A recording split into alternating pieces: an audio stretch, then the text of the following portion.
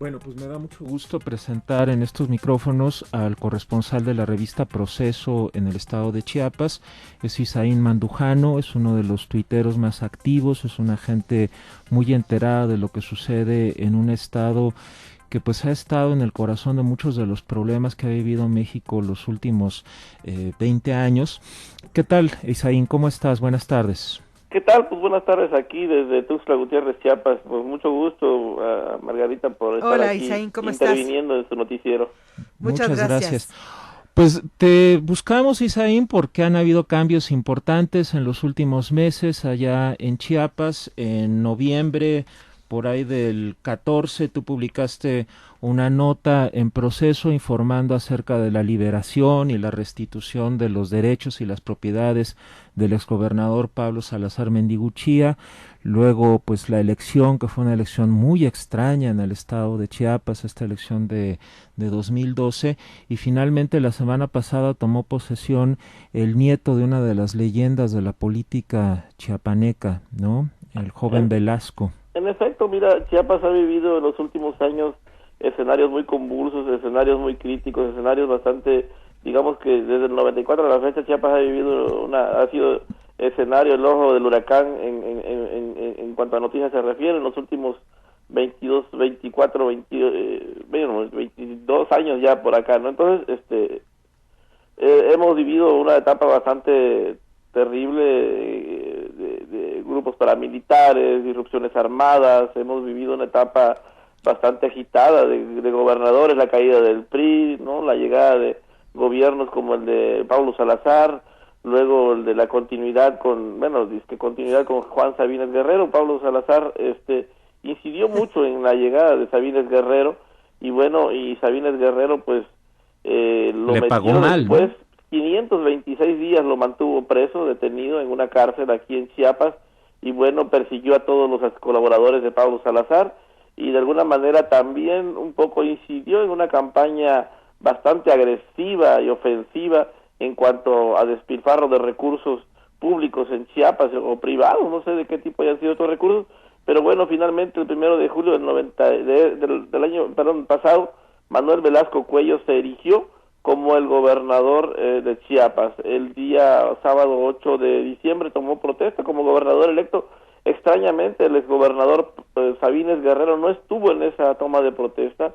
Muchos dicen que, bueno, le tuvo temor a la rechifla, a los abucheos, porque recientemente que el exgobernador Sabines en cada multitud así que se plantaba normalmente era víctima de Abucheado. fuertes reclamos, ¿no? Y Así es. protestas y rechiflas. Así es.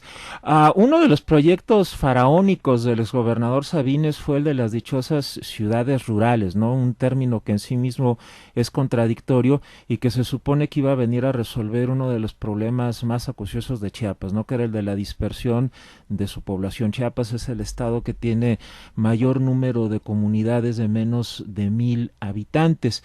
Y el proyecto, por lo menos en lo que hace a la ciudad rural de San Juan Nuevo Grijalva, fracasó, ¿no es así, Isaín? Mira, en efecto, como reagrupar a miles y miles de comunidades, lo que se reagrupó con tres o cuatro o las que se hayan hecho en Chiapas, no hace mella al combate a la pobreza, Claro. porque las comunidades indígenas rurales marginadas y dispersas con menos de 100 habitantes no son una, ni 100, ni 200, son miles en Chiapas. En efecto, Chiapas es de los estados del país con mayor dispersión poblacional, es decir, hay rancherías por montones, hay comunidades muy pequeñas, y en efecto el asunto de las ciudades rurales es el lastre que va a arrastrar el sexenio de Sabines Guerrero, es, digamos, el lastre en cuanto a corrupción, porque realmente no es un proyecto que termina con la pobreza en Chiapas, más bien fue un proyecto que sí enriqueció a muchos exfuncionarios sabinistas y a empresarios que llegaron a hacer esta obra pública.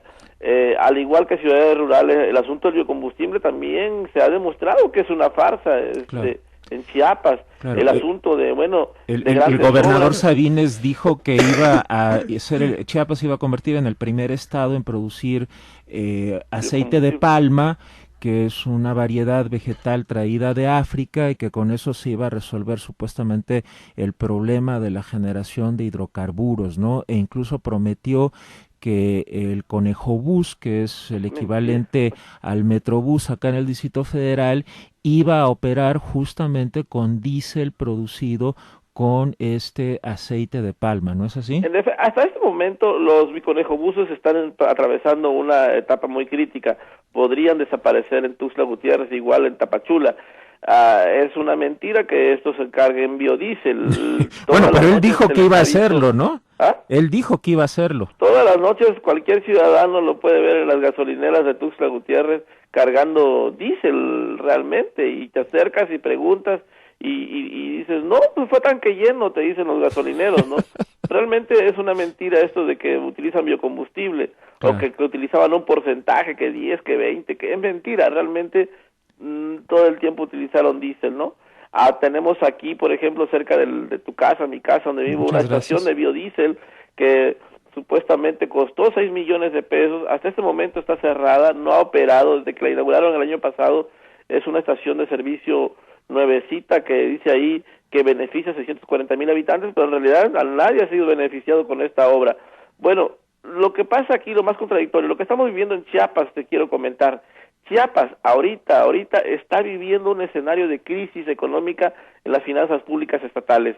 Miles y miles de viejitos de un programa de Amanecer no están cobrando, ancianos, de personas de la tercera edad adulta no cobraron esta quincena su pago, y tampoco pensionados y jubilados no están cobrando, tampoco maestros han cobrado, burócratas no han cobrado su aguinaldo ni su bono sexenal, y hay una tremenda ola de protestas en Chiapas, inconformidad.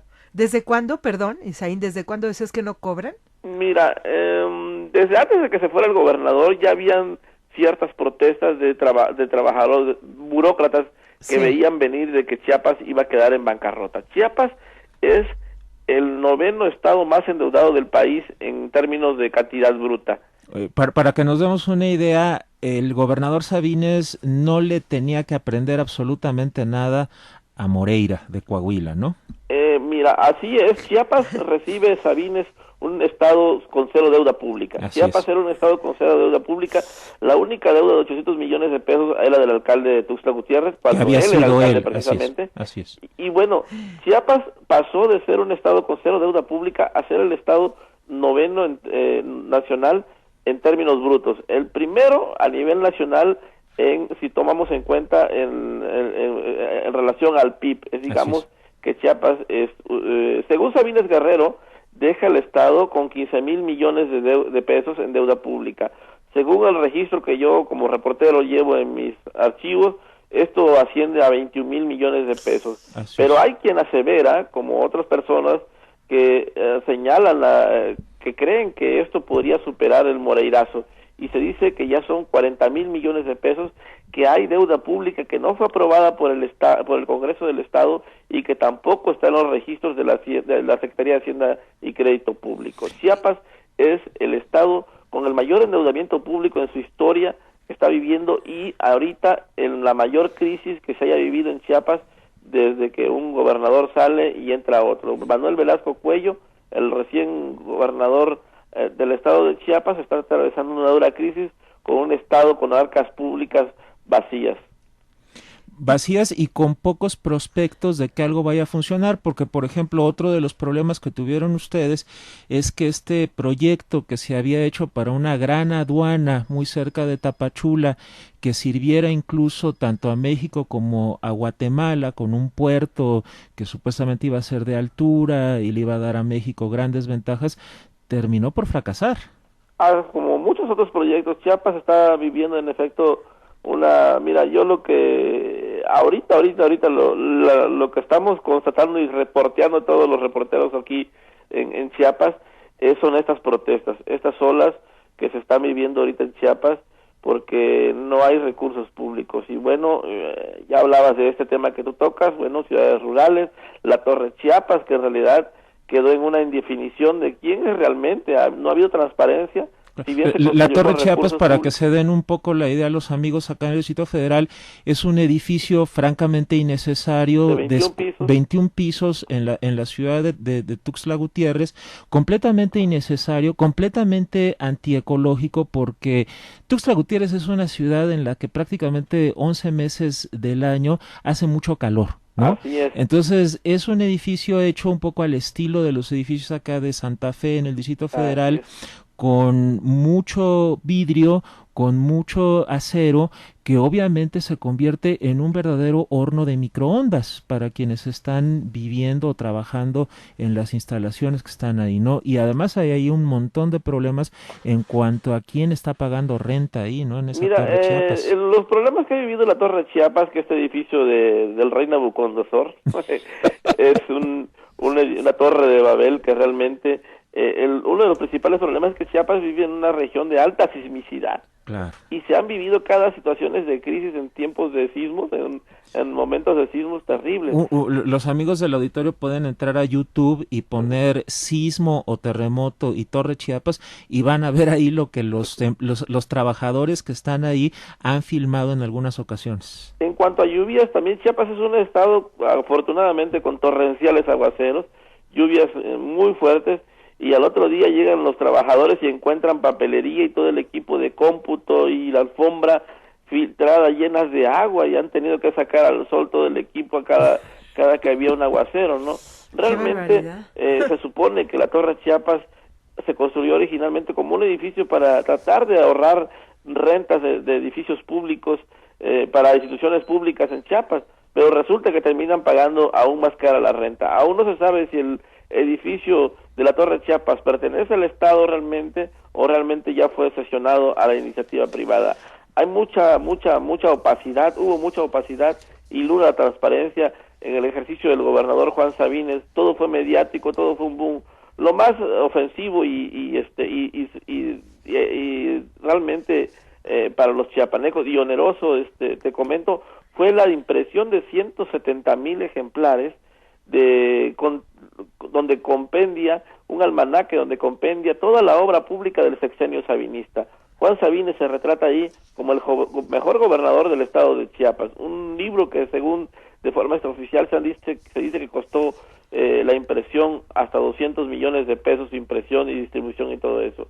La verdad es terrible porque, bueno, a todas las casas por el Servicio Postal Mexicano están llegando estos almanaques, y la gente indignada, molesta, porque bueno, pues de qué sirve el almanaque si no han podido cobrar sus cheques sin fondo. Claro, y una empresa favoritas por sobre todas las otras empresas, ¿no? Televisión Azteca. Bueno, esto en cuanto al edificio se refiere, ¿no? Esto en cuanto al edificio se refiere, sí. TV Azteca ha sido la empresa que en el sexenio de Sabines mayormente, bueno, con mayor importancia, relevancia, se benefició. TV Azteca se quedó con Jaguares de Chiapas. Así es, el equipo de fútbol. Al parecer administra ya la Torre Chiapas. TV Azteca tiene un parque eólico. TV Azteca tiene ya empresas mineras en Chiapas. TV Azteca ha sido la empresa mayor que ha tenido, bueno, pues la publicidad mediática del gobernador en TV Azteca, pues ya te imaginarás. Realmente esa semana estuvo ventaneando en Chiapas. Y bueno, y también tendremos el final de la academia nuevamente como cada... Oye, Isaín, te quiero preguntar, bueno, es que además Juan Sabines, como decías, se destacó por perseguir a su antecesor, acusando de lo que pudo, y la verdad es que paradójicamente hoy no sabemos dónde esté Juan Sabines, y sobre todo qué es lo que vaya a hacer Manuel Velasco, ¿no? Si habrá ya algún pacto, en fin.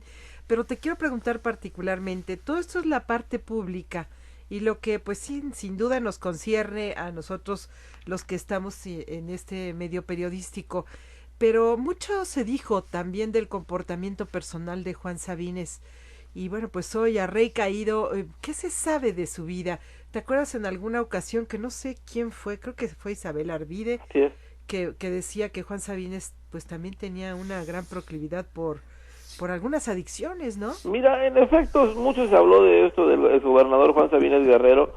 Realmente esto no se pudo probar. Se habló de que incluso había cerrado a Ran Salvati porque al parecer le tenía videos consumiendo cierto tipo de sustancias blancas, ¿no? Entonces se hablaba de que realmente era una persona alcohólica, pero la verdad es que bueno, salvo una o dos ocasiones que lo vimos con un estado así casi de resaca. En realidad, su peor y más grande defecto es que era un gobernador que llegaba siempre tarde a los eventos. Podía llegar 3, 4, 5, 6 horas, hasta 12 horas tarde. Realmente eventos que se cancelaban hasta 2, 3 veces. Y había veces que las personas... El gobernador, y hasta 2, 3 veces no llegaba el gobernador. Y había veces que las personas pobres, enfermas, como sea, estaban ahí aguantando el sol, aguantando las condiciones. Desmayados. Y ni siquiera se podían mover porque además el equipo de seguridad del exgobernador Sabines solía mantener esquemas de seguridad bastante estrictos en esos casos, ¿no? Entonces... En efecto sucedió en Chiapas que habían viejitos desmayados, mujeres desmayadas que no los dejaban salir porque no querían que se vaciara el lugar. No, era conocido que en un evento del exgobernador Sabines siempre llegaban artistas, comediantes para entretener. Cuando empezaban a dar tortas y refrescos, pues ya sabías, el gobernador va a llegar tarde. Claro. Terriblemente fue una enfermedad muy grave de Sabines Guerrero, de llegar siempre tarde. Ojalá Manuel Velasco Cuello no repita esos viejos vicios que los chiapanecos tanto fastidiaron. Y bueno, en su mensaje del 8 de diciembre, Manuel Velasco llegó bien apadrinado, la crema innata de la clase política nacional. El empresariado mexicano estuvo acompañándolo aquí en Chiapas. El aeropuerto de Tuxtla Gutiérrez fue el estacionamiento privado más grande del mundo, más de 70 aviones y aeronaves privadas de empresarios y políticos estacionados acá, y de aviones privados, pero fue el aeropuerto con aviones privados más grandes, ¿no? Digo, mayor cantidad se dice por acá. Y bueno, su mensaje fue de unidad, de inclusión, de respeto y de tolerancia, pero no habló de castigo y no habló y de castigo, y más bien su mensaje también a la vez fue de impunidad, porque no refiere que vaya a investigar al exgobernador Sabines Guerrero. No, los chiapanecos, muchos ya lo están pidiendo, que persiga a Sabines Guerrero, que le decomise sus bienes y que de alguna manera retribuya al Estado todo aquello que se haya llevado de forma ilícita. Ahora, la esposa de Sabines creó un partido, ¿no? Así que es una especie de juguetito. ¿Ella sigue al frente del partido o ya dejó a alguien encargado en el changarro? En realidad ella me comentaba después de que yo había publicado una nota de que de que su cargo había sido simplemente honorario, que nunca hubo tal nombramiento de asumir el liderazgo activo de ese partido político. Ella, al igual que su esposo, se han ido de Chiapas, no sabemos, al parecer están de vacaciones o no sé, Miami, Cancún, París, pero ellos ya no están en Chiapas. Ellos desde el primer día que dejaron el gobierno, pues desaparecieron de la entidad, nadie sabe dónde están. Y bueno, el partido de Sabines pues sigue ahí todavía. No sabemos si vaya a seguir funcionando. ¿Cómo se llama el partido? Partido Orgullo Chiapas, POCH. El POCH, ¿no? Que además como que suena a una bebida espirituosa de allá de los Altos, ¿no? Así es una...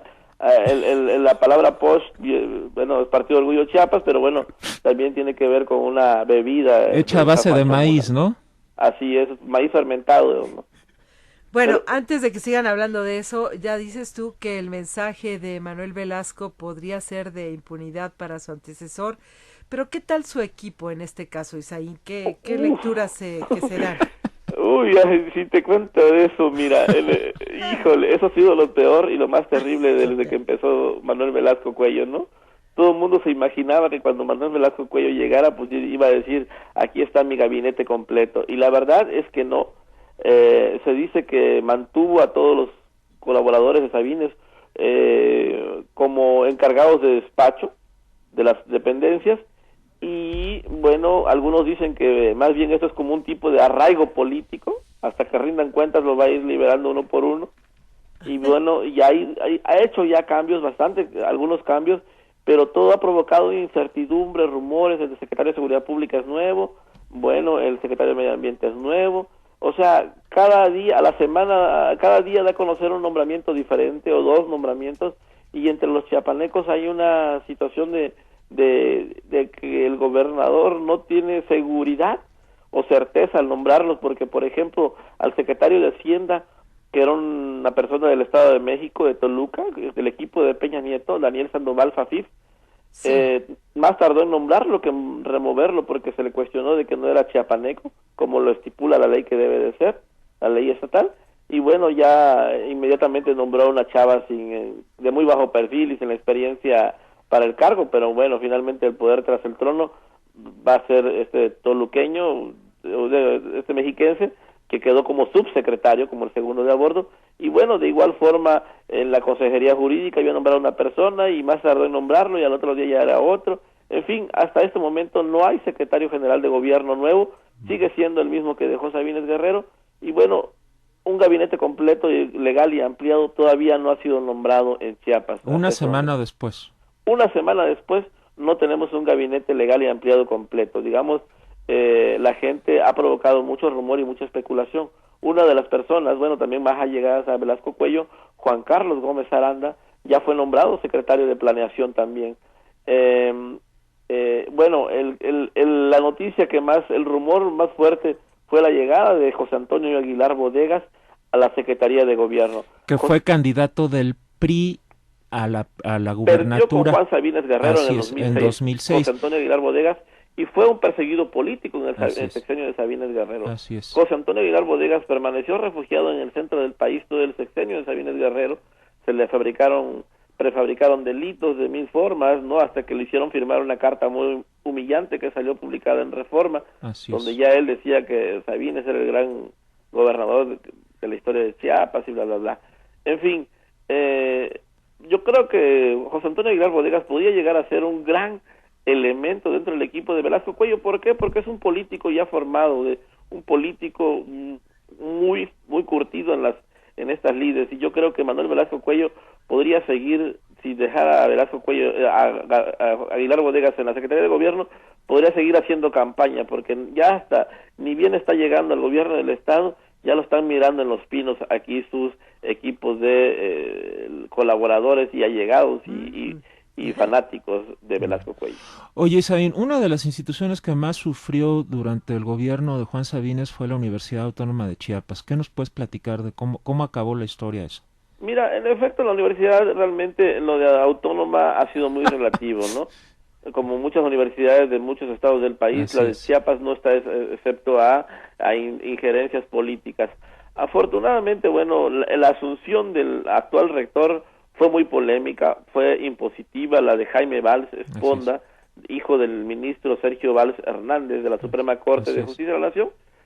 Sin embargo, bueno, ha hecho un buen papel hasta este momento, ha hecho un buen papel en el sentido de que ha hecho mucha obra, se ha estado legitimando en el cargo como un buen rector, pero bueno, eso no quita de que haya llegado de una forma arbitraria y de una forma impositiva ligada a Sabines Guerrero, grupo del que finalmente terminó por alejarse, incluso también intentaron deponerlo de ese cargo y bueno, afortunadamente se aferró porque la propuesta para sustituirlo era peor aún y los chiapanecos dijeron, bueno, pues si ya nos impusieron pues nos quedamos con y preferimos antes de que nos pongan otro peor rector, ¿no? Y bueno, ha hecho un buen papel hasta este momento, pero bueno, otra universidad que ha sufrido que sufrió mucho fue la Universidad de Ciencias y Artes de Chiapas, también en gerencia gubernamental. Así es. Esa universidad intentaron derrocar al rector y se mantuvo firme y aguantó más de un mes con un movimiento de protesta estudiantil que prácticamente, bueno, le cuesta el cargo al rector y ahí sigue hasta este momento firme y yo creo que va a seguir en el cargo, ¿no? Caray, pues qué realidad de el estado de Chiapas, que sin duda, bueno, pues ya de por sí tiene problemas ancestrales. Oye, Isaín, pues mantengamos la comunicación porque pues cuando menos sí, el gobierno de Velasco Cuello, ¿es algo de Cuello, de aquel hombre de la subprocuraduría? Así es su sobrino, de Javier Cuello Trejo. Ándale. Mira, entonces ya por eso se habla también de que Javier Cuello Trejo hasta podría ser también el poder tras el trono. Bueno, su hermana Leticia Cuello va a ser la mamá de Manuel Velasco, va a ser la presidenta del DIF estatal en Chiapas. Aquí hay una persona clave también muy importante, es la mamá de Manuel Velasco Cuello, es una señora de un carácter muy fuerte, una señora que tiene mucha injerencia en Manuel Velasco, ¿no? Entonces, de alguna manera podríamos decir que es una señora que va a incidir mucho en las políticas públicas. Y también el viejito, al abuelo de Manuel Velasco Cuello, el papá de doña Leticia Cuello, don Fernando Cuello Pedrero aquí en Chiapas, es un tustleco muy conocido, pero muy polémico, y un señor que cada que abre la boca siempre da noticia, y siempre lo hacía para molestar a Sabines Guerrero, ¿no? Era un viejito que abría que te voy a decir que era un viejito, un señor de la tercera edad, muy López Obradorista. Cada que venía Andrés Manuel López Obrador a Chiapas, don Manuel Velasco Cuello fue una persona que estuvo siempre al lado de López Obrador. Si bien su nieto era un político ligado a Peña Nieto, aquí en Chiapas al abuelo de Velasco Cuello nunca lo vimos al lado de Peña Nieto, siempre estuvo en los mítines al lado de López Obrador. Una singular familia, como podrás ver, y bueno, y sobrino, como tú ya bien decías, de Javier Cuello Trejo, conocido como el exfiscal de Hierro, y bueno, ligado a ciertos grupos del norte del país. Bueno, pues qué bonita familia, muchas gracias, Isaín Mandujano, muchas gracias, de verdad. Bueno, tendremos primera dama, Anaí, nuestra futura primera dama. Esa parte nos faltaba. Oye, es que si esto no fuera serio y si no estuviera de por medio la vida de todo un estado, de toda una población, pues podríamos de veras reírnos con gusto y con ganas, pero pues suena muy, muy dramática la cosa. Esa semana apenas la cantante Anaí, su mamá y doña Leticia Cuello se dieron la oportunidad de conocer Chiapas, se dieron la oportunidad de recorrer el estado en el cual van a vivir y van a gobernar por los próximos 6 años. Lamentablemente Chiapas ha tenido gobernadores que la mayoría de ellos no han vivido en Chiapas, al menos Sabines Guerrero, antes del 98, no sabíamos quién era Sabines Guerrero. Bueno, pero sabían que era sobrino de un tío muy famoso, sí, pues, pero y hijo de un exgobernador. Antes del 98 nadie sabía en Chiapas que el exgobernador tenía un hijo, porque todo el mundo aquí sabía que el exgobernador había sido estéril. De hecho, sí, pues, decían pues, ¿cómo? Entonces, y además la esposa oficial fue doña Natalia Venegas, ¿no? Y los hijos que tuvo eran adoptados, era una señora mayor que el papá de Sabines Gutiérrez, el gobernador de los 80, y bueno, nunca vivió en Chiapas, nada más vino, hizo su carrera política, salió de pobre y desaparece de Chiapas.